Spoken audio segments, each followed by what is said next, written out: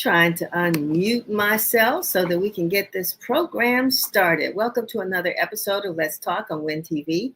I'm your host, Denise Rolark Barnes, publisher of the Washington Informer. We have a great show planned for you today as we celebrate Father's Day, Fathers and Father's Day, and Black Music Month.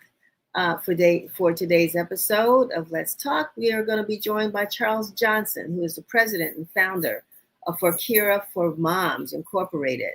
And he's really going to share some ideas, some thoughts, and initiatives that he's been engaged with to show how Black fathers are leading the charge in addressing the issue of maternal health. And for our Black Music Month segment, our reporter Jada Ingleton will be joined by Washington, D.C. native musician Akinola Pedro. It's Black Music Month, and Akinola is someone who I think we can have a great conversation with as we kick off more of our stories for Black Music Month.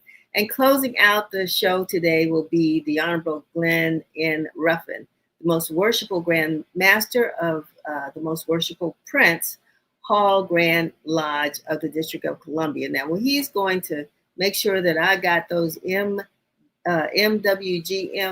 MWP acronyms correct, but all I can say is I'm looking forward to talking to him and what they've been doing to celebrate fathers and to celebrate Black men in general.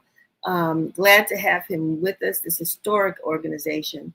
And we do also have another guest who I have not mentioned, but I'm looking forward to talking to Sherrod Harvey, who has, I think, an amazing story to tell about how he and his daughter survived a very,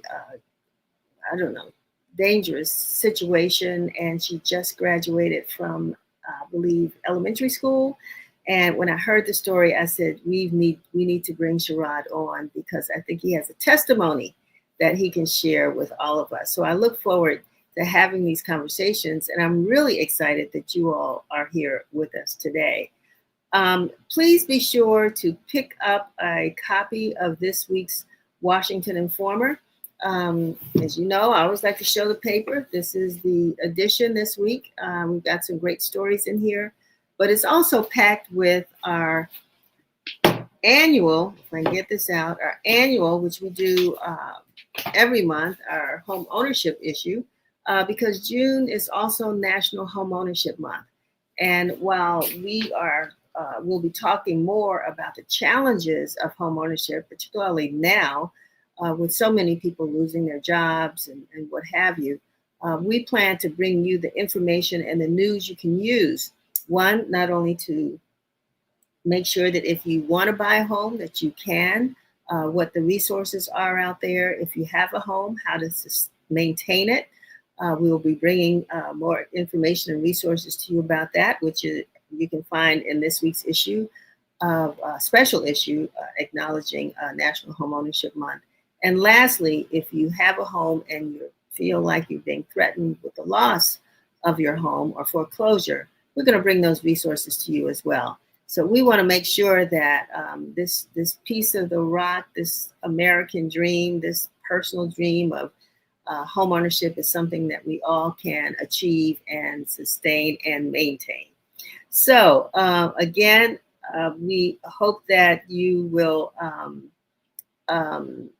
enjoy that. I'm going to show you actually a video now because a month or so ago, I think we had that video, Jamon, from our event here on our home ownership event. That DeMarco produced. Okay, well, maybe we don't have that video, but we were excited to have some guests in our studio downstairs. We had an evening talking about a book, and I think the author was here with us that also talked about how we can maintain wealth in our community. So I thought we had that video to show you, but we'll move on. Because it doesn't seem as though we have that today. So let me just say, please be sure to share today's broadcast on your social channels, media platforms, including Facebook, IG, X, TikTok, Nextdoor, LinkedIn, and YouTube. And we hope that you will also subscribe to our YouTube channel at Washington Informer TV. There are no letters, no spaces in between that, just straight Washington Informer TV. So please subscribe to our YouTube channel. Our numbers are growing, Jaman. I keep mentioning Jaman. Chevy's not feeling well today. So Jaman is in the driver's seat for our show. Jaman Jackson, photographer. I'm changing subjects, Jaman, right? Freelance photographer, assistant producer of this program. So I'm really glad to have him with us today. So anyway, we understand that there was I know you all are holding onto your seats or you're leaving town. I don't know. You may even go down to downtown for the 250th Army Anniversary Parade. President Trump has seen fit to honor particularly the Army on its 250th anniversary. And I think to be sort of neutral on this, many of us have fathers, mothers, grandfathers, great-grandfathers who served in the Army. And, we certainly do celebrate their service. We celebrate what the Army actually has done to support education for so many people. There's a lot to say about the Army and other military, the military, what am I trying to think of? Other branches of the military that, we as Black people have participated in and we've given our lives for this country. So to a certain extent, it's not a bad idea to acknowledge the 250th anniversary of the United States Army. It has been with us for a while. And so I can understand that. But the question that some folks are asking is, why is the president thinking it's so important to spend close to $45 million for a parade that's going to last about 4 hours and that will only travel, I think it's 7 blocks? The entire city, downtown area is being shut off. Some people probably did not report to work today because of the closures, street closures.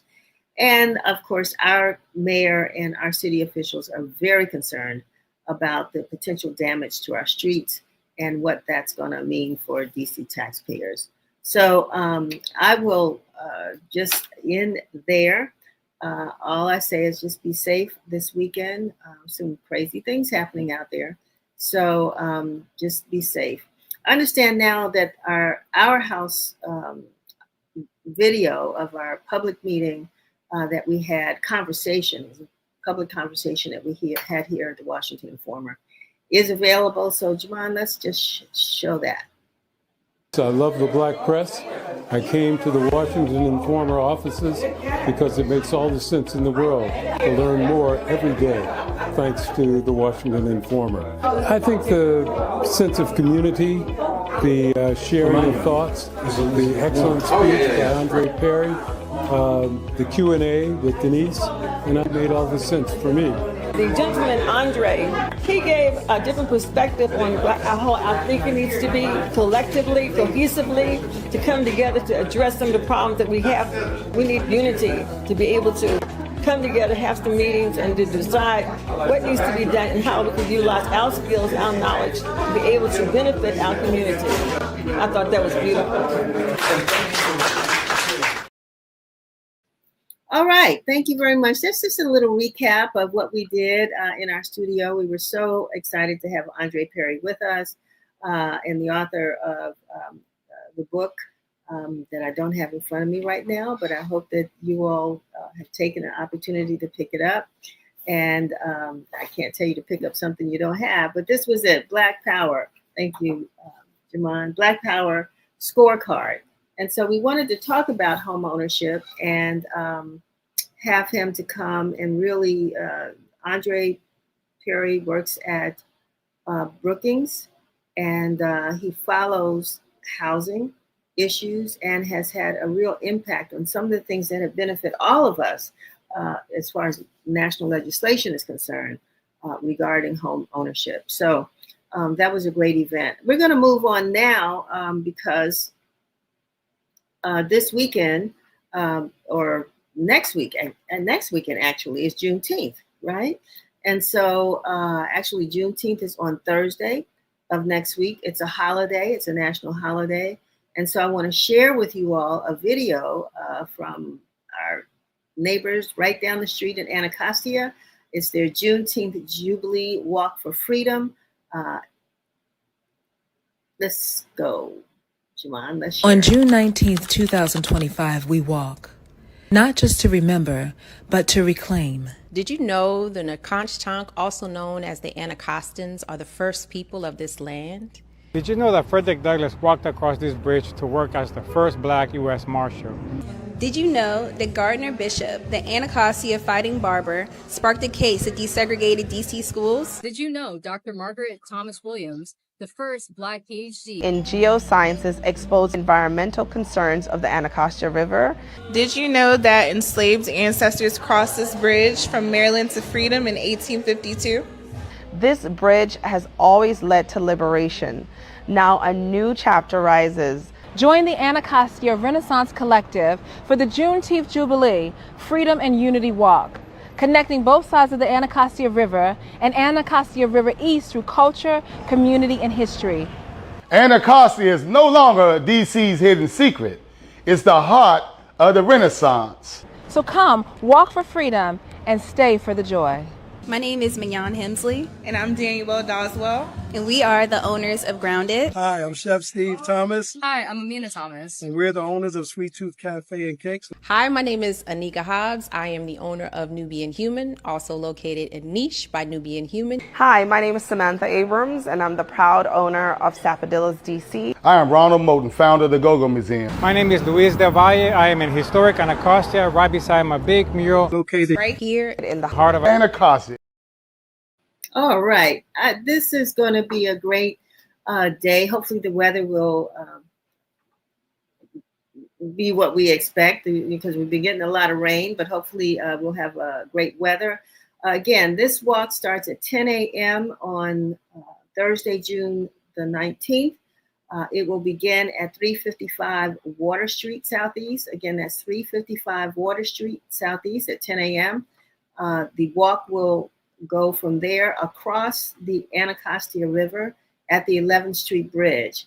And while you're there, all of those business owners that you heard from in this video have wonderful, wonderful venues in Anacostia along Martin Luther King Avenue and Marion Barry Avenue.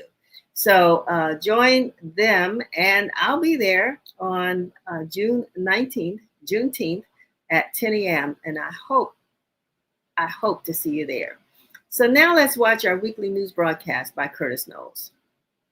This is Win TV News, bringing you the news that matters.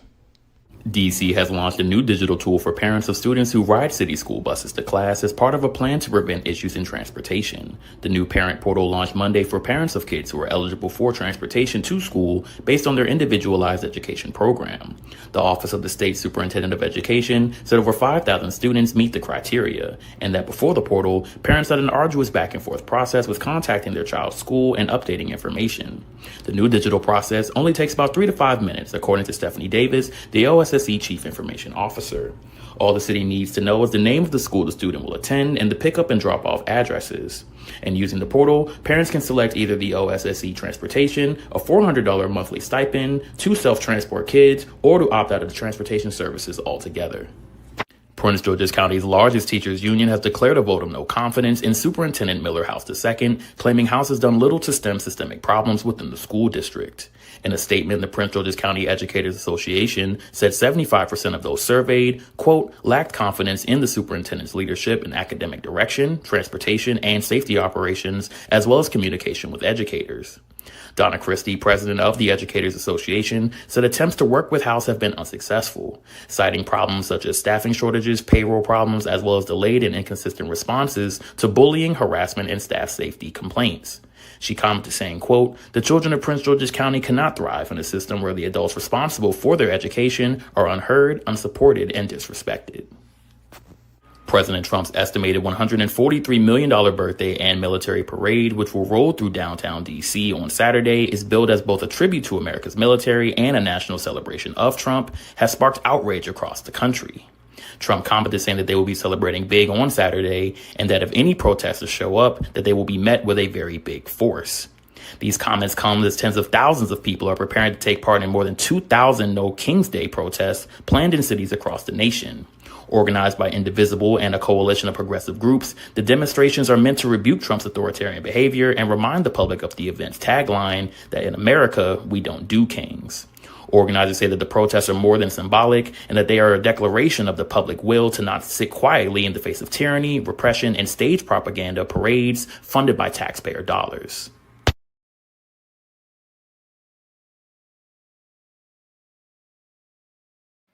Thank you very much, Curtis. And so now I'm honored to bring on our next guest, Charles Johnson, President and founder of For Cure for Moms Incorporated. Charles, welcome to Let's Talk. Thank you so much for having me, and happy Father's Day to all the fathers out there. Yeah, glad you got a chance to get a shout out, and same to you. We were talking before the show. I've been asking fathers what they want to do to celebrate Father's Day, and your response is? Just getting a little bit of rest, man. Getting a little bit of rest, spending some time with my boys. That'll be an amazing day. Working some good food in there somewhere. Absolutely phenomenal. Wonderful, wonderful. Well, I hope that happens for you because it sounds like you have been really busy talking about Black maternal health and your organization addresses that. Give us some background on For Cure for Kids. Yeah, so For Cure for Moms is an organization that I founded after my wife Cure passed away. Some background noise here, but go ahead. Okay, all right. For Cure for Moms is an organization that we founded after my wife passed away, giving birth to our second son, Langston, in 2016. And what I didn't understand at the time was that I really thought that what happened to my wife, I thought she was an anomaly. I thought that a woman in America who had access to healthcare, who did everything right, who was healthy, the thought that she would walk into a hospital and not walk out to raise her sons had never crossed my mind. But as the weeks, went by, I began to hear stories of other families that had experienced horrific birthing experiences, in other families that had experienced obstetric violence, and then some other mothers that had made that ultimate sacrifice and had lost their lives just trying to give the gift of life. And so two things immediately. I was shocked that, one, how is this happening? And how is it that not everybody is outraged by this? And so I didn't know what I could do, but I felt like I had to do something to try and make an impact. And so we founded this organization with the distinct mission to put an end to the maternal mortality crisis. And so that's what we do every single day. We arm families with the tools and resources they need to better navigate their birthing experience. We also work from a legislative standpoint in pushing forward policy that will make our country a better, safer place for mothers and babies. I'm glad to have you here and to have this conversation. And I apologize for misnaming the organization For Cure for Moms. And not too long ago, I watched, I believe it's a YouTube video about some fathers, I think in New York City. It was a documentary about a movement there.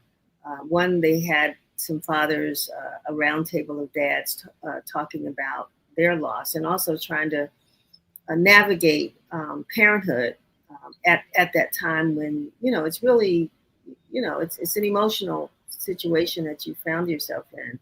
Talk about that a little bit, if you don't mind, Charles. I mean, we celebrate so many women, first of all, have difficulty conceiving. And then once you do, you're thinking that you're planning that big day. Yeah. Right? Some people plan so much that they've got it really narrowed down to the day and time, but and then something happens. I mean, how did you kind of get through that? Yeah, so I'll kind of talk about that from my perspective, and I'll kind of talk about that in a contemporary standpoint about what's going on right now that we should all be aware of and a little bit concerned about. So for me, yeah, I never saw this as the way my life would pan out, right? I really thought that we would build this amazing life together, raise these two beautiful boys, and, you know, travel the world and do all the things, right? I really thought that I had found my person, right? And so when my life was turned upside down, I really, I tell people unapologetically, right? Like, my kids saved my life. My boys saved my life. And so I was able to pour myself into them, into doing my best to ensure that, that they still had, even though their mother was not here in the physical sense, that they still had the amazing life that we had planned for them. And that's the first thing. But here's the thing I want people to understand when we talk about this issue and what's going on right now, we should all be very concerned about. Right now, I know a lot of you all are probably aware of what's going on with this big, beautiful bill. Skies within Trump's current proposal, or the Republicans' current proposal, is a bill that is going to literally gut Medicare and Medicaid for United States citizens. And so right now in the United States, we are the most dangerous country in the world for a woman to give birth in. And if we look deeper, African-American women are 4 to 5 times more likely to die giving birth. So knowing this, the Trump administration is contradicting itself because it's saying, hey, we want more babies. We want a baby boom. We want this, that, and the third. But you're taking away some fundamental women's reproductive health rights. So you are going to encourage women and try to incentivize them to give birth into a system that is inherently dangerous, right? Not just for Black women, for all women. So right now, knowing that 45% of the births in the United States are funded by Medicaid, we've got some work to do. And so I encourage everybody that's listening to this show to call your local representative, call the Trump administration, and demand that as they move forward with this big, beautiful bill, that they protect these services. And also included in that bill are critical things like care for, you know, people with special needs. You know, if you have a parent that is on government assistance, they're likely to be affected as well. So we need to be in tune with that. I know we got some more background noise, it sounds like. Yeah. What you know, you took some fathers to Capitol Hill. Was this last week? Yeah. Literally, we were there yesterday. So over the past 2 days, so this week, brought together a group of fathers from all over the country. And we decided that there's no better way for us to celebrate Father's Day than fighting for our families. And so we went to Capitol Hill in support of legislation that will improve the safety and quality of outcomes for mothers and babies in our country. And so we spent an amazing couple of days, met with senators and congressional representatives from both sides of the aisle. And I was really proud of these fathers, how they showed up, how they shared their stories, the work that they're doing. And I really feel that we made an impact. Do you have any, what was the feedback? Yeah, the feedback was amazing. We heard time and time again from these congressional offices. These are, you know, people, senators and staffers that meet with literally thousands of groups a year. And they said they'd never seen a group like this that was specifically curated of fathers. The majority of, although we had some Caucasian brothers join us, the majority of our dads were Black and African-American, here's the thing. If you're in the Black community and you spend time with Black fathers, you know the truth about Black fatherhood. The Black fatherhood is that we show up, that we actually are more present than any other race. But oftentimes the narrative is not that. And so we were just really proud to do what I call a lot of narrative correcting. Even though we know the truth, it's important that the world understands the truth about fathers, and particularly Black fathers. And we also understand, when we talk specifically about maternal health and addressing, you know, really helping fathers understand their role in this fight. We're working to empower dads. We have a bill called the Dads Matter Act that will help to educate and inform fathers with the tools they need.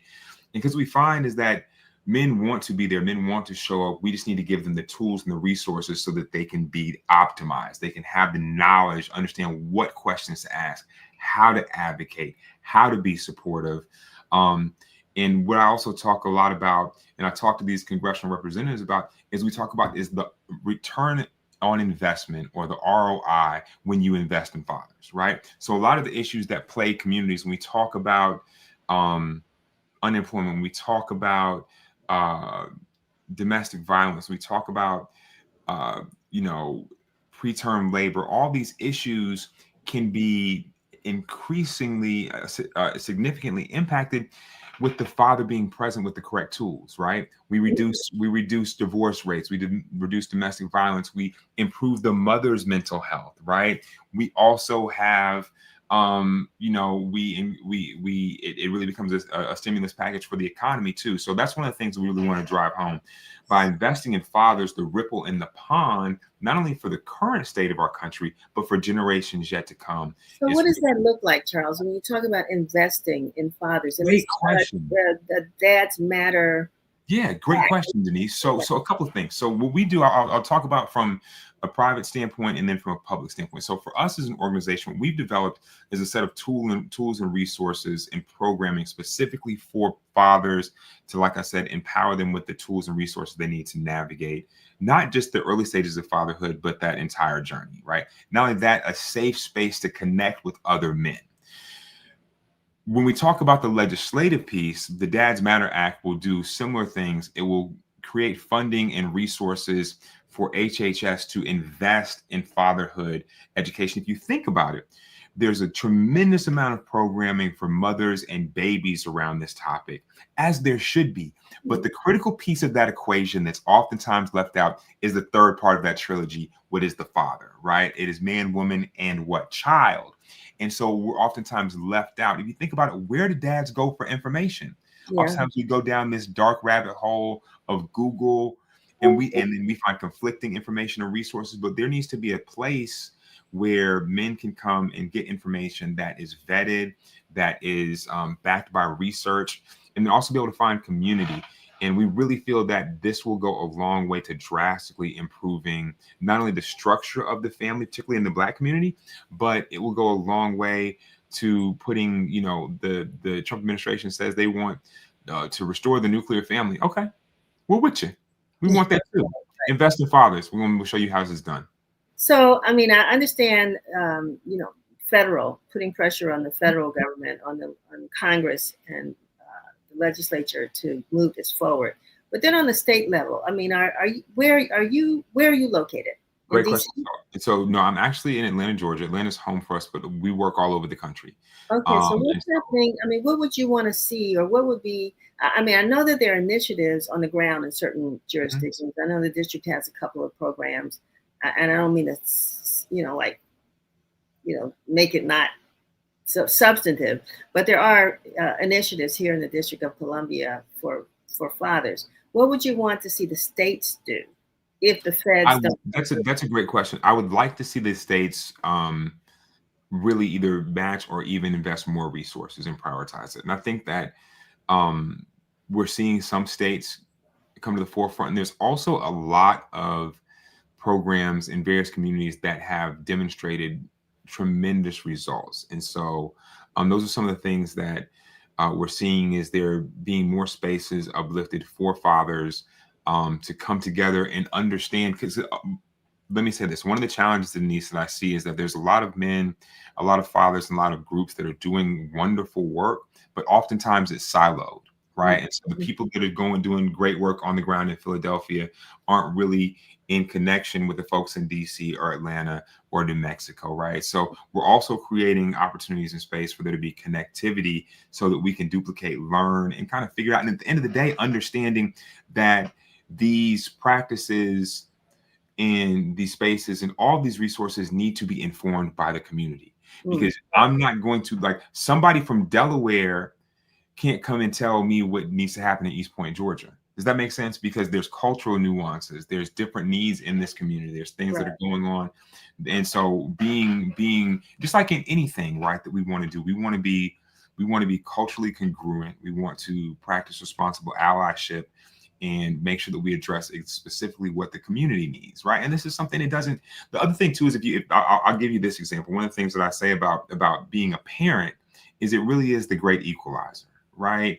Is regardless of where you're from, when a conversation starts about your kids, people want to share those photos. They want to tell you what's going on. They want to brag about their kids, whether the baby just graduated pre-K or whether they just got their master's from Howard, right? Everybody, there's a connectivity there, right? And so it really is the universal language. We're hoping that parenthood will really help Americans across the board understand that there's so much more that unites us than divides us. You know, one of the things that, and you bring to mind, and it's something we probably will follow up on in our publication, but we're located in a part of Washington, D.C., where a child hasn't been born in this ward in years because we didn't have desert.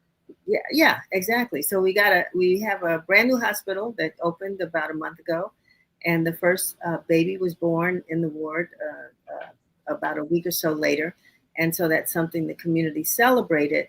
But in addition to that, and we're getting pretty close to out of time. Actually, we're over. But I wanted to find out from you about your Paternal Centers for Excellence.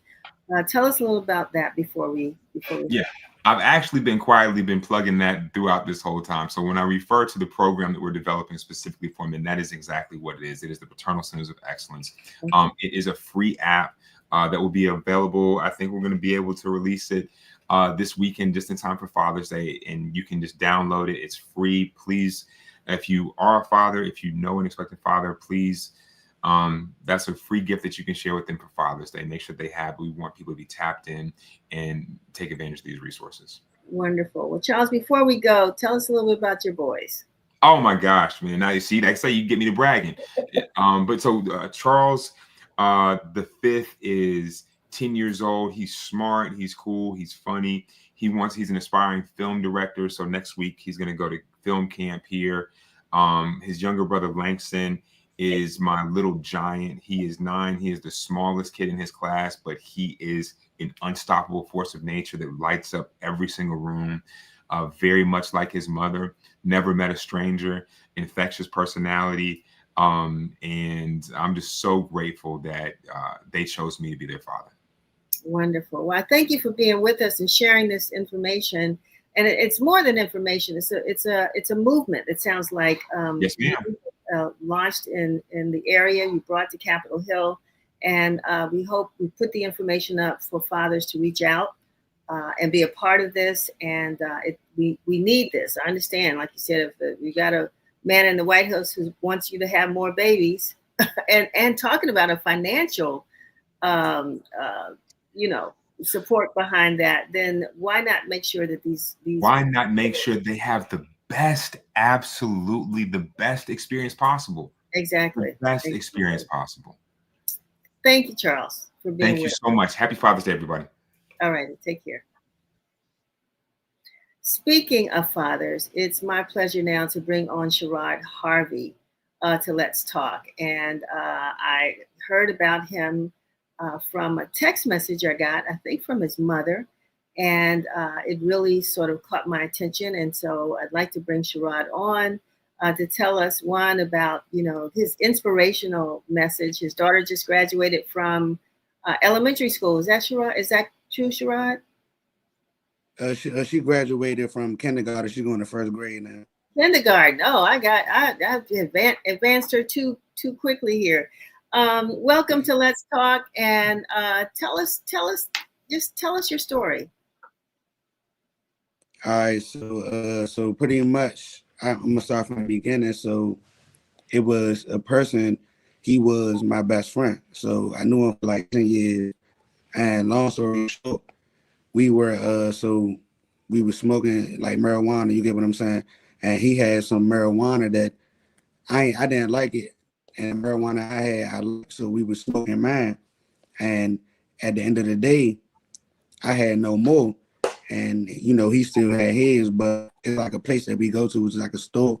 I live in D.C., so it's stores you could go into and you could buy it. So the store we went to, something had happened. I think the police came there or something like that, and it closed. So we went home, and my daughter was at his house with his kids and his kid's mother. So hold on, give me one second. I apologize. My daughter she was playing around, but so once we got back to his house to get I'm gonna go get my daughter and take her home.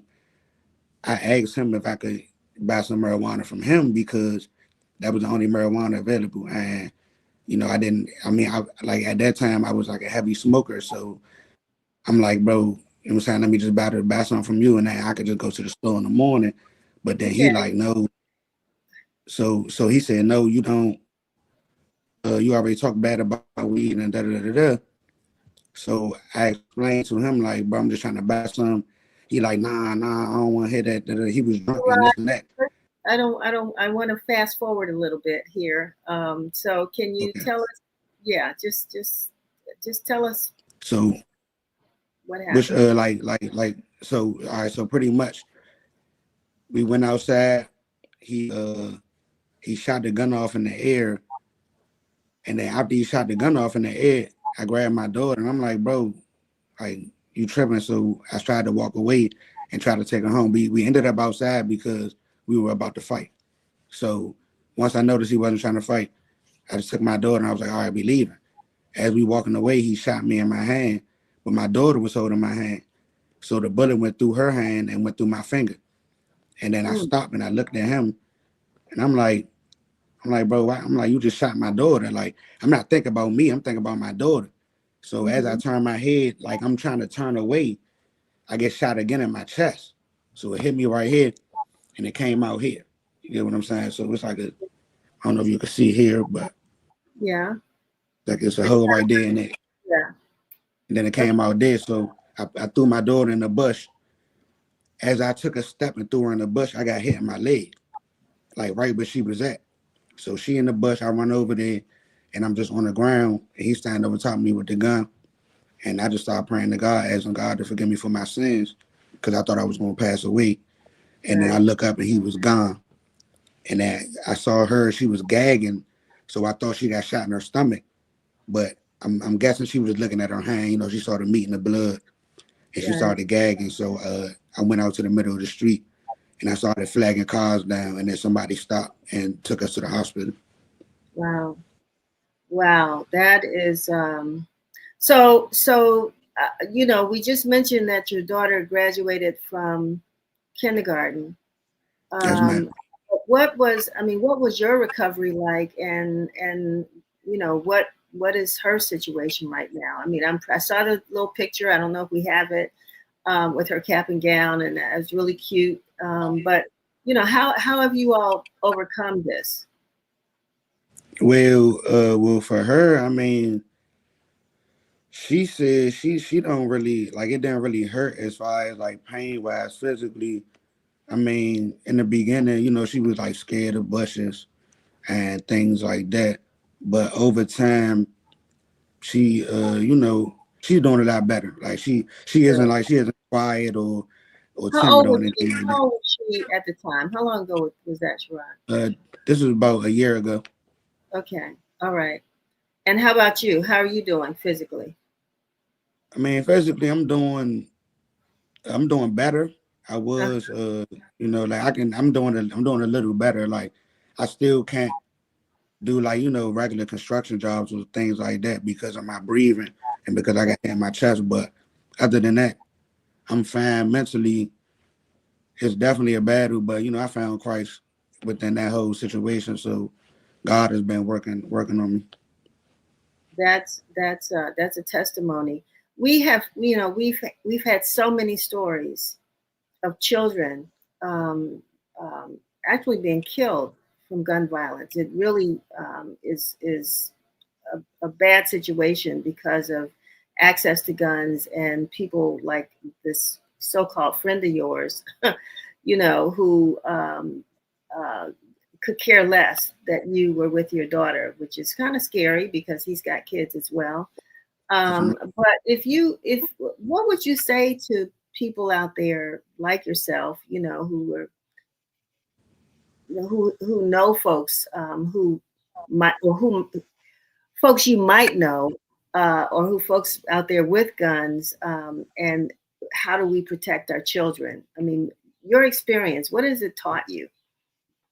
Throughout my whole experience, like to be honest, literally taught me that like we all well, I'm not gonna say we all, but as black men, you need Christ in your life. Like, and I don't mean to say this like in a religious standpoint, but the aspect of love, like loving one another, being kind to one another, being standing up for the weak person, standing up for the poor person, you know, all of these aspects are instilled within that theology. And I feel as though if the black community was to focus on Christ and make Christ their head instead of making money or females or whatever it is, you know, fame or whatever, then I feel like the community would be a lot more secure and a lot more we would have like a foundation to stand. We don't have no foundation. Everybody going everywhere.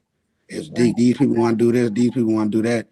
And it's like the people in my age bracket need a head and they need a leader because they just leading themselves to the lake of fire. And from my understanding, like from what I've been through, me leaving that lifestyle and coming into Christ, I've actually found myself and I've actually become a better person in society just based off of loving Christ and actually wanting to be like him. Wonderful. Have you lost any friends to gun violence? Oh yeah, definitely. I lost friends. Yeah. So, I lost plenty of friends. Right. I mean, so it wasn't until it hit you literally that, I mean, was it like progressive? I mean, when you started losing friends, did you discover that you needed to find Christ? Or was it just at that moment when that guy was standing over you that you asked for God's help and you discovered him? I mean, what was that what was that moment for you? So throughout my whole life, I've been back and forth with God. You know, I've been in and out of jail and things like that. So I've been back and forth, like in the Word of God. You know, just God has been chastising me my whole life. So I've been shot before. Like this is not my first time being shot, but this time, you know, I was shot with my daughter. It was by a personal friend, and it was directed towards me. So it was all of those things, but it wasn't. That's not what. Because even after that, like even literally after I got shot, my thing wasn't, oh, I'm following God now. I was like, to be serious and honest, I was definitely trying to get my lick back. Like I wasn't about to, you know what I'm saying? I was going to the clubs and all that. So it took me to understand like what God has been doing for me throughout my whole life. And that one gigantic thing that took me away from this person that I had in my life that was sort of stopping me from thinking the way I needed to think. Because that was my only friend. Like, so it was like, I have other friends, don't get me wrong, but that was like the only person I trusted outside of every, you know, person that I used to be around. So once he was gone, it was just me. So God then could speak to me and I could hear him because it wasn't somebody else in my ear blocking that voice out. So that's what I felt like it was. It wasn't like that traumatic experience brought me to Christ. It was through that traumatic experience I understood the kind of person and the kind of people that I was around and the kind of lifestyle that they live and, you know, just the mentality that they have. And I learned all of that through Christ. I understand, you know, sometimes there are angels around us and we don't recognize them until certain things happen. And it sounds like your daughter was that angel as well. We have a picture of her. How old is she now? She's 6 years old. 6 years old. And so, you know, because like you said, it was your daughter, you were with her as well. I mean, I'm wondering how she influenced your, you know, your idea about your lifestyle and she's there with you. Okay. What's her name? Aubrey. Hi, Aubrey. Hi. How are you? Good. Congratulations. You graduated from kindergarten? Yeah. Oh boy. Was it a good graduation? Yeah. Wonderful. And are you a good student? She said, are you a good student? Yeah. Good. You looking forward to, where are you going now? First grade? Yeah. Okay. Well, I'm glad your dad joined us. I'm glad to see you as well. I'm so happy that you're okay and that we can celebrate with your family, your graduation. And what are you going to do for your father for Father's Day? I'm thinking of buying a new car. What? Okay, for him or for you? For him. Okay, all right. All right. Well, just wish him a happy Father's Day. I'm sure, he loves you and is very proud of you. So keep making him proud, okay? Okay.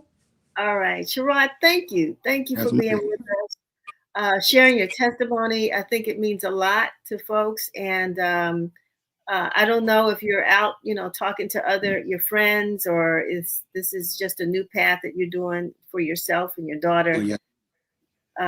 But just be careful and take care of yourself.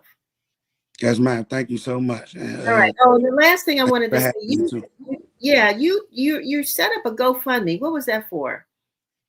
Well, the GoFundMe that was me and my daughter. That's how we got contacted. So my mom just told me to just put the link on the. That was the link from when me and her got shot. Like I said, I mean, I haven't been able to, like get into any type of working. I'm like living on what is it called? Like, SSI time of things like that. Right. Like I said, I'm a single dad. Like I'm willing to learn like if anybody has any job offerings as far as technical wise, I'm willing to learn anything IT because I've been learning, how to trade stocks and things like that, but I haven't been in a position to put any money into that. So I just, I'm not too sure, like what anybody has to offer, but my body isn't able to do the labor that I was before I got shot. I used to do like all types of construction jobs, demolition jobs, things like that, but now I can't do any of that. So I've been having a hard time finding, work as far as on the technical side because I don't have any college, any college experience or anything like that. But if anybody does have anything, then I'm looking for that more so than $1 at any cost because the knowledge is more the knowledge or a job would be more suitable than just people handing out dollars to me. I got you. I can't depend on them. You get what I'm saying? But can people reach you through that GoFundMe, or how can they reach Yes. you? My mom has so my mom, she does like outreach. That's her job. So she has all of her information on there. I talk to my mom every day. So if anybody wants to reach me, they can contact my mom, and then she'll either give them my information or she'll contact me and let me know, just like how she did with you all. Okay, wonderful. Well, I'm glad that she did, and I'm glad that you were able to join us. And as they always say, we have not because we ask not. And if you're looking for employment or training or what have you, there are resources out there. And I'm hoping that folks will flood your GoFundMe with opportunities. Yes, I know ma'am. I can send your way. So, keep the faith as you are, and continue to share the good word. Yes, ma'am. Please send me any information you have to the email on file, so that way I can get right to it. Because I'm definitely looking forward to like working and things like that as much as I can. Like I've just been sitting there learning the word of God and just like I'm an apologist online on the side. So Okay. I just do that. But thank you so much, man. My pleasure. My pleasure. God bless you and your daughter and your mom. God bless you, man. All right. Take care. We are running way over, but y'all know I do this sometimes. I just feel like we got to talk to people. But I'm going to now turn this segment over. But before I do, if you do know of any opportunities, I was with the president of UDC yesterday, and I know that the University of District of Columbia is offering job training and technology training and all that. So I'm going to make sure we get that over to Sherrod. But if you share this video and let him know what's available for him, because we're a rich city. We really are. Having said that, it's Black Music Month. I was going to show you this video from the Roots Picnic, but we're going to save that for next week. because I want our Jada Ingleton, who is our digital content manager, to come on and interview our guest, Akinola Pedro. Jada, how are you? I'm doing great. How are you, Miss Denise? I'm good. I'm good. I'm going to toss it to you right now so you can go ahead and get started. Awesome. Thank you. And thank you all for joining us. Like Miss Denise said, it is Black Music Month. And as we know, the DMV is rich with culture and musical brilliance. So I'm extremely honored to bring just one example of that. Akinola Pedro will be joining us today. And more importantly, will also be joining us at Songbird Music House on June 29th. But before we bring Pedro on, we have a clip from one of his new songs from his latest album that he'll be performing on the 29th. Let's take a look. Are you listening to me? Are you watching how I walk? Are you really into me? Or am I just amongst the flow? Am I really special love? But when you can't live without, speak to me like right and wrong. Show me how to prove it love. Of admiration, so impatient. Feed my cravings, these infatuations. Hello, Pedro. Welcome to Let's Talk. Hi, Jada. Nice to finally meet you in person. Yes, and happy Black Music Month to you, and congratulations on your tour that you're currently on. Thank you so much. First, if I can just start this off, I read the story that you did on me, and I'm super, super, super grateful for just everything in terms of that. What I really wanted to highlight just really quickly was the fact that you stayed on the current me. And I'm super appreciative. And I think a lot of artists respect that in terms of the journalism. So I just wanted to compliment you on that. Oh my gosh, it's so sweet. Thank you, Pedro. Honestly, I really enjoyed our conversation. I'll be referencing some of our initial conversation in, allowing our audience today to learn a little bit more about the new you and your current brand. But why don't you tell us a little bit about what you mean by that? Because of course I know about your rebrand story, but for everyone who's listening. I think in terms of just like with artists specifically, right? I think artists are always growing every single time. And I think when it comes to trying to capture a new audience or trying to just progress yourself, right? You always want people to focus on the current you and not the past, whether it's past accomplishments or other things, past accolades and stuff like that. So I think it's very important that, it's commendable from you that you highlighted what's the current me, which is the mission I'm on in terms of when we talk about the show on the 29th. That's really, it's really important. Excellent. Awesome. I'm really glad. And I'm so happy that you feel that way. It was truly a pleasure. And for the show on the 29th, and from the clip we just saw, your new album, Pomegranate, super good. And first off, I want to say, while I was writing the story and even this morning getting in tune today, I was playing the album. I already have some personal favorites. I'll tell you right now, 100, I play 100 all the time. I love that song. That's my favorite song on there. Really? Okay. So tell me why you think so, and I'll tell you why I think so. So specifically as an artist, 100 was the song when I was creating it. When I was creating the album, I was going through a period of kind of like a stagnant period of just not being able to grow. So I would take ideas from other people, whether it's sampling or interpolations like that. But when me and my producer, the 22 Fall, when he came up with that production, I instantly was able to create something from what I was feeling and what I was going through. So when we talk about the hook itself is like, it's an original hook.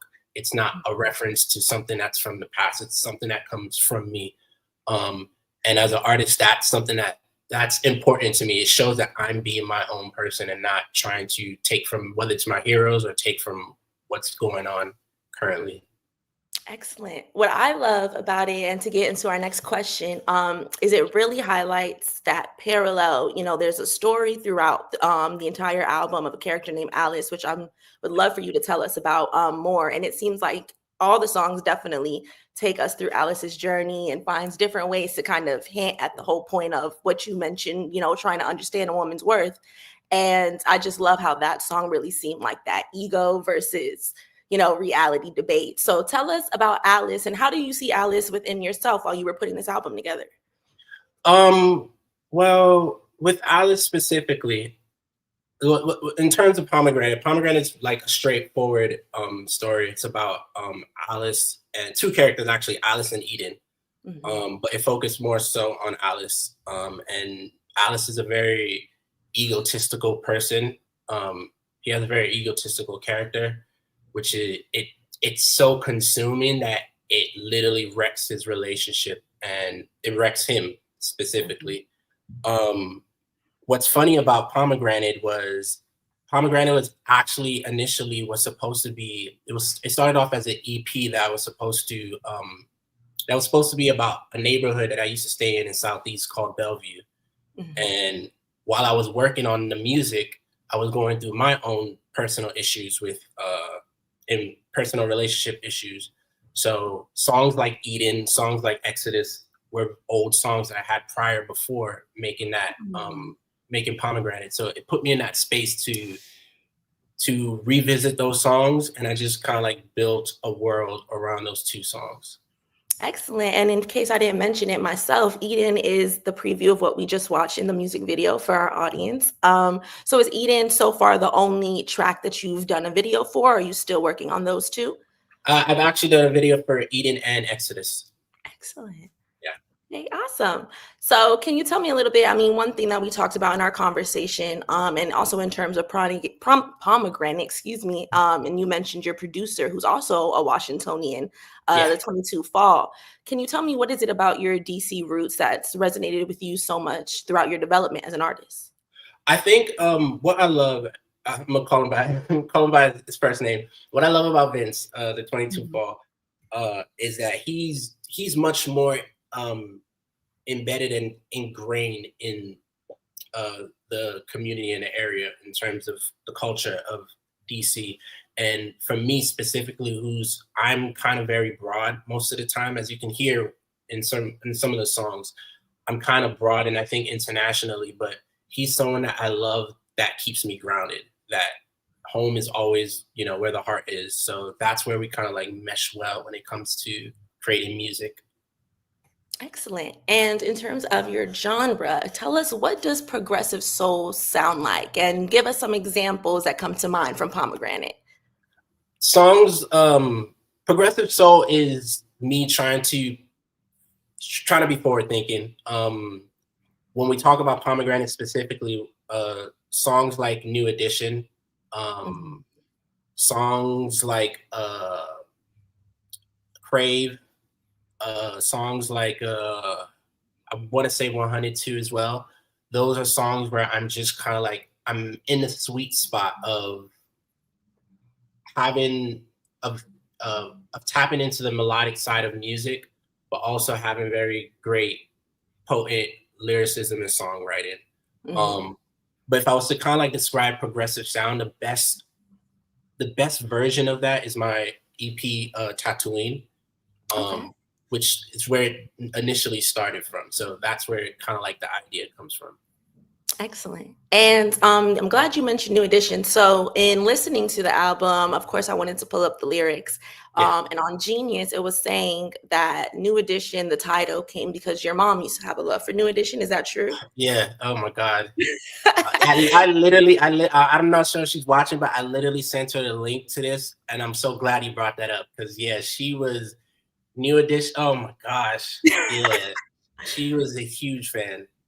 Honestly, I get it. I got put on New Edition when they had that BET series, and you would have thought I was in the group. Like, they are phenomenal. Yeah. And the beauty of that, also another thing to your DC roots is, your mom, as you said, has a huge impact on your idea of the Black women, and your sister as well, and just how that appreciation from your perspective was like. So can you just talk about, with this album, why did you choose to kind of use this album to tell that story of, navigating a woman's worth and understanding how to respect women? like I mentioned before, and I was going through my own personal relationship problems, and it put me in a spot where it's just like you start to question you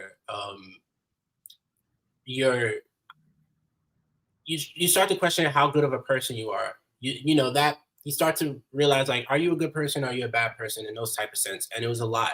What's funny is that one of the artists on the show, Cecily, we had a conversation about the femininity and the masculinity that resides in both men and women. And I think that was something that kind of like, when you listen to the album, that's literally sprinkled all over in terms of the theme.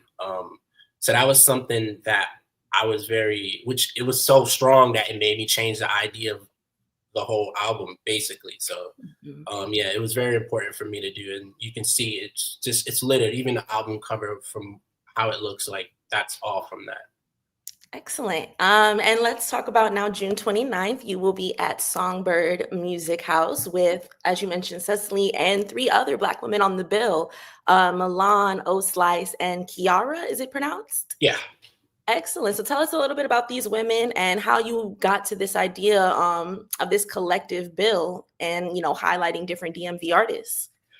The idea for the show has always been on my mind, actually. I think my publicist, Lena, she is the one who her and Alex Vaughn did a similar type of show for Women's Month in March a couple of years back, and I always loved that idea. But I've always been around when you look at the list, outside of possibly O-Slice, who I've not worked with in terms of on records, everyone has been involved in my career, and they've always had like a very important hand in it. So for me, I've been fortunate enough to be surrounded by that. So this is kind of like me giving back to these people who's helped me in those in that space. So people like Kiara, she was on my first album, and that album vocally doesn't sound the way it's supposed to sound without her. Cecily, who I've always been a fan of prior to even me getting traction in music, she was always someone I was been a fan of. So she's someone that I've always just wanted to see perform with too, because we've never even performed together. Oh, really? Yeah, we've never. So it's gonna be it's a lot of special things that happen in that night. Awesome. And a few surprises too that I have underneath my sleeves. But Milan is someone who I'm currently building a new rapport with. And she's someone who I admire in terms of her ambition, which kind of like likes the ambition that I have in music. And so it just makes me champion her. And I have O-Slice too. O-Slice. Can't forget O-Slice. O-Slice, she's one of the illest rappers in the area. It's just crazy how we've never actually worked together, even though all the people in music that we know are mutuals. Absolutely. And for our listeners, I also had a chance to talk with Milan and O-Slice in doing the initial story with Pedro. So you can learn a little bit more about their sound and their contributions from that story as well. And I have to give a shout out to Milan, that opener on Pomegranate, beautiful. The way you guys merged. What? I didn't tell her, I didn't give her an idea of what the album was about or what she should do. I just sent her the song, said if you can come up with something, and it's I call it the perfect foreshadowing to the whole song, to the whole album. And yeah, she did phenomenal. Excellent. So it was beautiful. It was really a beautiful blend. And I want to tap into a little bit now, now that we're talking about these different Black women artists. And, one thing that was prominent throughout all my conversations with each of you was, wanting to see a shift in the way Black women are, perceived or just in general respected in the music industry. Can you tell me how you would like to see specifically Black women artists in DC kind of change that status quo? And how have you also seen, just for our audience, where have you seen that recurring theme? I would say this. I just feel like Black women, and I'll speak specifically to the city, obviously, we're on the Washington Informer. I think they should just continue being unapologetic. I think me and Milan actually have these conversations when it comes to kind of like branding, right? And when we talk about being yourself, when you're able to be yourself, you're able to now create a brand for that self, right? And that is what kind of like transcends your artistry. So I feel like if anything, Black women, they have sometimes, and I think we had this conversation, I'm not sure if it was us over the phone, but we had this conversation of just being put in a box. Like you're supposed to make a specific type of music, you're supposed to behave a certain type of way.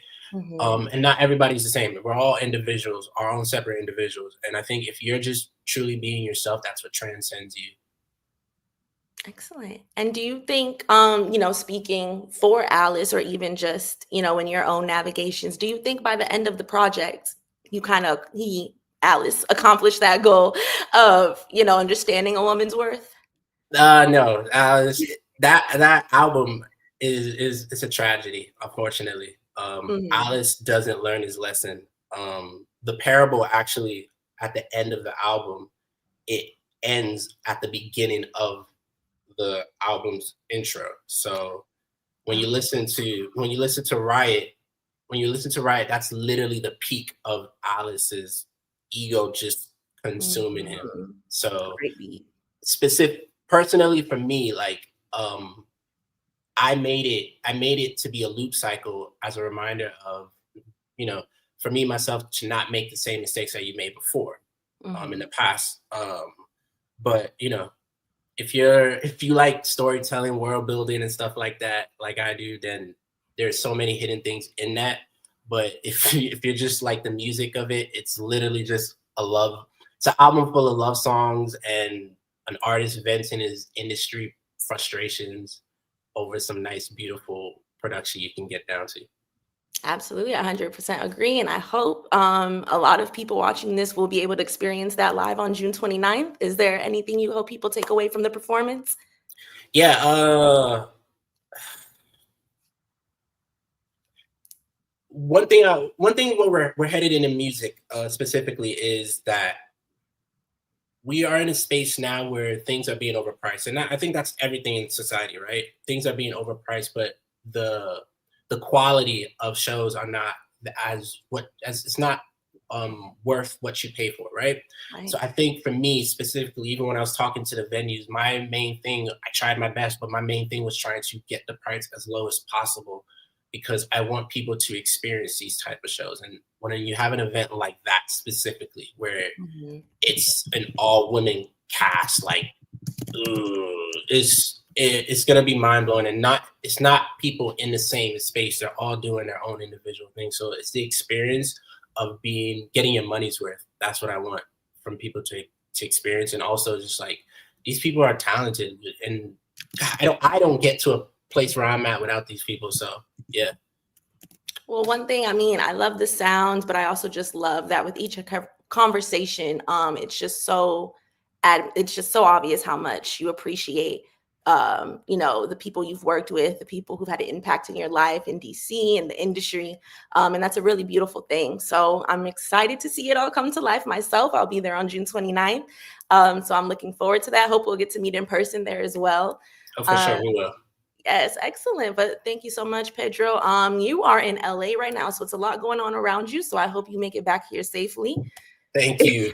I'm trying. A lot is going on, but yeah, hopefully, God willingly, things will get better.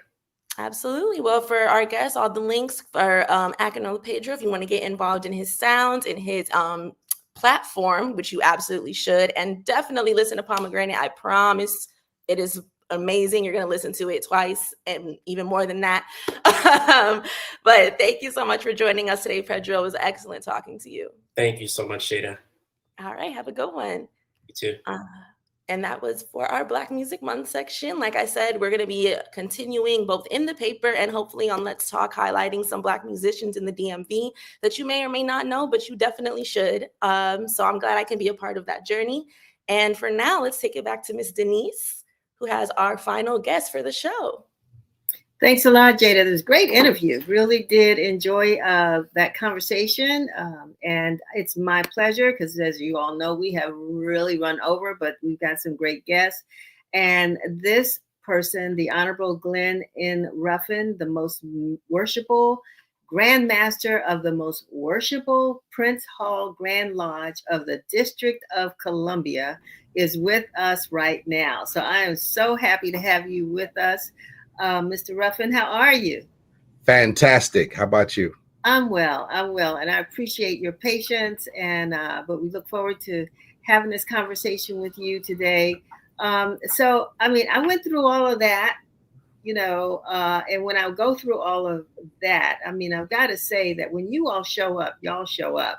So I just wanted to mention briefly that, as you may know, we co-sponsor the MLK Holiday Parade.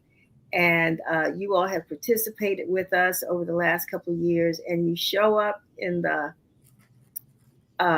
hundreds, I'll say, at least 100, right? Men show up, and it's always a great pleasure to watch you all walk down Martin Luther King Avenue as you did this year at the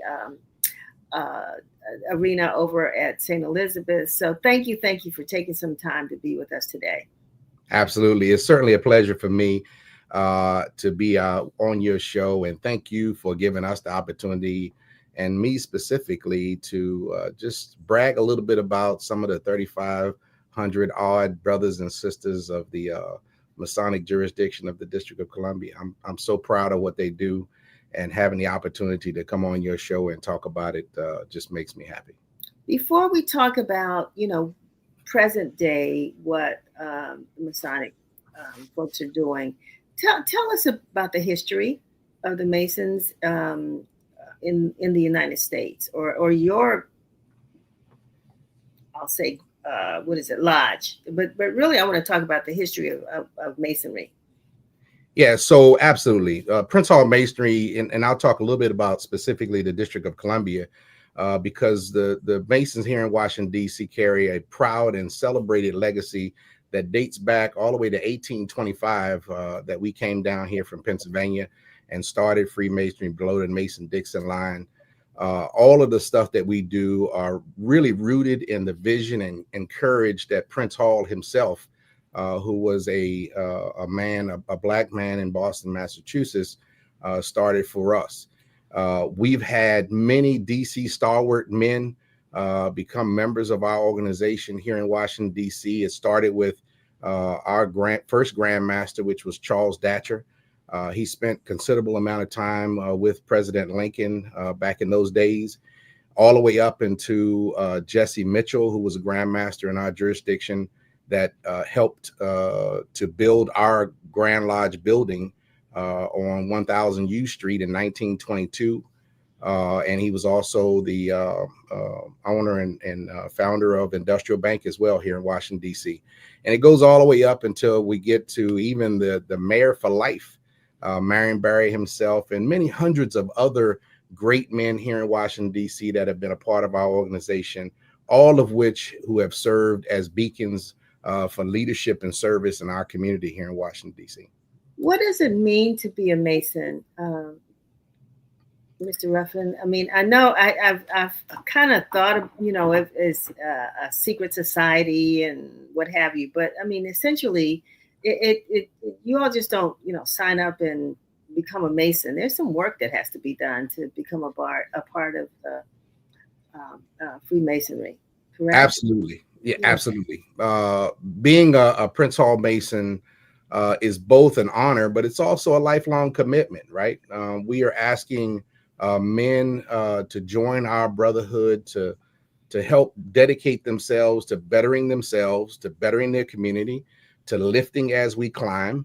While there is some process that we use in order for men to join our organization, every single man that has joined our organization, and women, because we have the Order of the Eastern Stars as well here in Washington, D.C., all of them have gone through the exact same process that anybody else that want to join would have to join. And we do these things in order to make sure that we have the right people that join our organization, and not just looking for large numbers, but we're always looking for the quality members that are going to take the community first in all the things that they're doing. And so that's important for us, the type of person as well. And on average, are there like younger men or older men that tend to join? What's the age range? What does it take to at least? So 18 years old is sort of our starting point, unless you've been a part of our youth organization, which is the Knights of Pythagoras. And it goes up to right now in Prince Hall Freemasonry, we've got 6 generations of men that are a part of our organization. And you can imagine the complexity of trying to put all of those various values into one room. But what we found is that this allows us the great opportunity to have some of our more seasoned members work with our younger members and build them up in a way that's going to make them of value to the community as well. And so we've got a vast group of folks. We're in the process to try to inspire younger men to join our organization. As our organization has gotten, the average age is getting older and older, like myself, old folks, as you can see all the gray hair that I have. But beautiful. Certainly, thank you, ma'am. But certainly we have 6 generations in the organization today. And I think sometimes we think of the numbers of generations as a bad thing, but in Masonry, we think of the generations as a good thing, because it gives us a variety of men that can work with each other and come up with strategies in order to fix problems and get out in our community and do some great things. I've got some young men that have been working with me to try to get me on to some of this technology. It is something else. God bless them for the work that they're doing. That's for sure. That's fantastic. I want to talk a little bit about some of your, contributions to the community, but I just have another sort of a side question, and that is when you come out as a group, you recognize because of the black suits, some hats. I mean, tell me about the uniform and the history of that. Yeah, absolutely. So Prince Hall Masonry, back in the 80s, we have every Grand Lodge has its own state and jurisdiction to itself. And back in the 80s, all of those various Grand Masters, we got 48 today. At that time, it was somewhere around the 40 mark. They came together and they decided that we wanted to have a look that presented us in the community as one sound, one march, right? And so a part of that was that we would use the black and white suits that would give us that look that we were looking for our members. And certainly, as you contested today, it's noticed when you have those many black men in the community with black and white black suits and white shirts on. It does make a huge difference in our community for a lot of the young folks that are seeing us walk through the communities.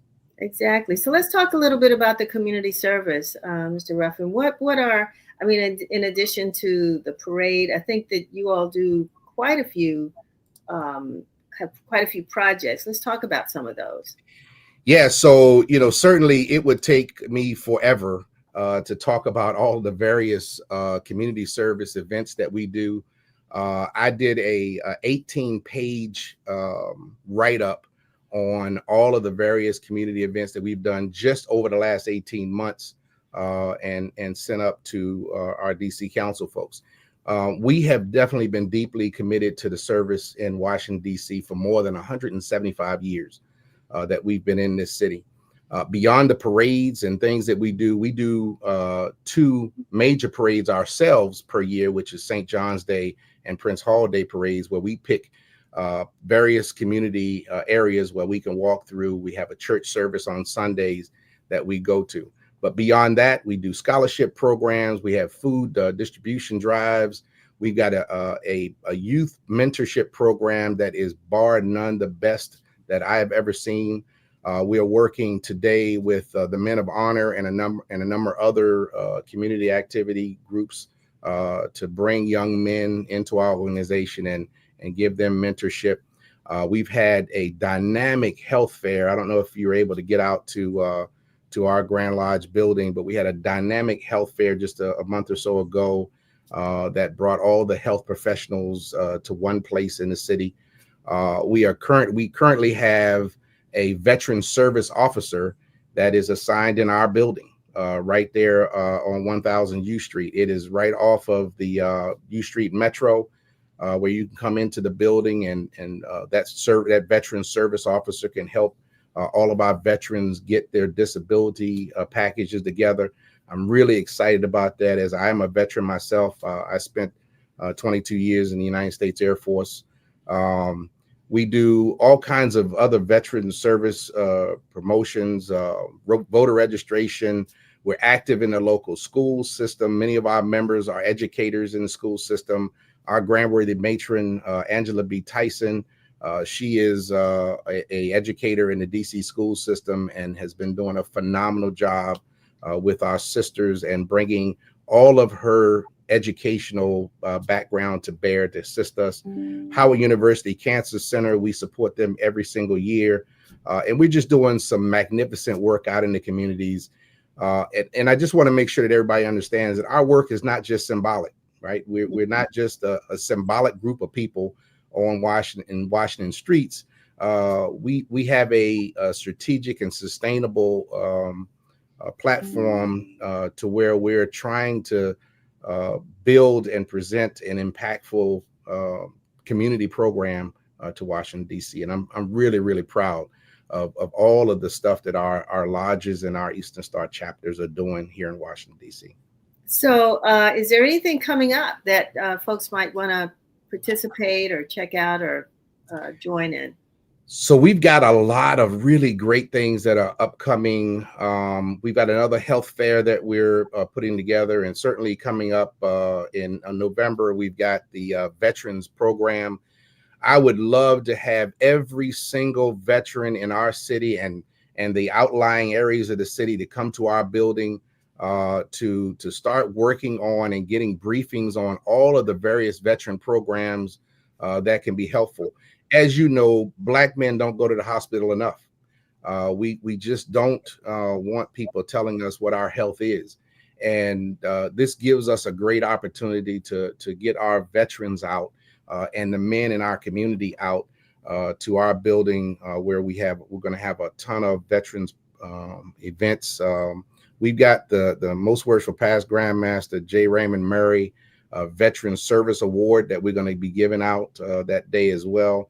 So, and we've got various homeless programs that we're putting on as well out in the community. We're building the backpack for kids, feeding the homeless programs as well. So, wow. I mean, there is just an opportunity for every single person in Washington, D.C. to come out and assist us. You don't have to be a member of our organization to come out and work with us. We're also working on a clean the city event as well. That's amazing. Last year we went out in Southeast DC and in Ward 1 and did a citywide cleanup where we took bags of trash off the streets to assist our city. And so we've got every single week and every single day almost we've got some kind of program that we're doing to be impactful, not only for the city but in the city as well.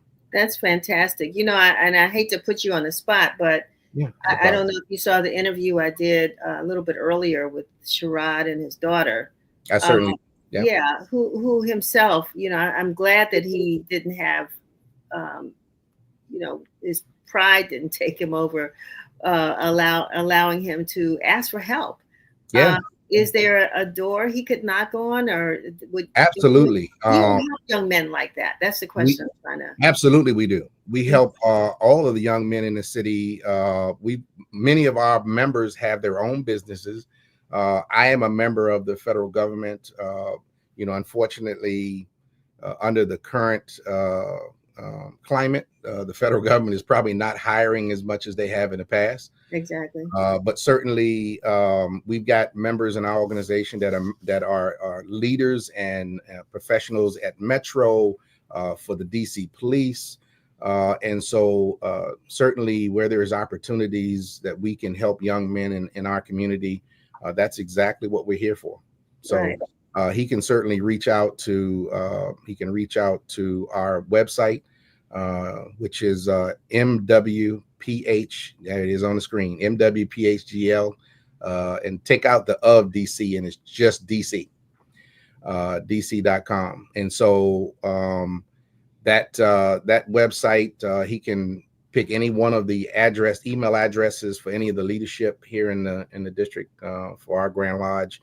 And we will certainly get back with him and try to do what we can to support him and his daughter. I've got 4 daughters myself, so I'm a girl dad, and so I'm always looking to help young men that are going to be in young girls' lives. I think that's critically important to have a father in a young girl's life. Tell me about it. I can testify to that one as well.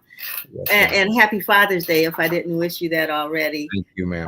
And what do you have planned for Father's Day, Mr. Ruffin?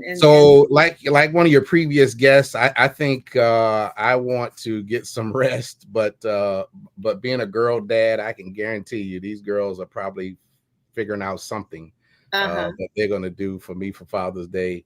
And I certainly appreciate everything that my kids are doing for me and my wife. It is certainly a blessing, I think, to have a legacy of children coming behind you. And girls are phenomenal. My son, Jeremiah, is in Hawaii. He just retired from the Air Force as well.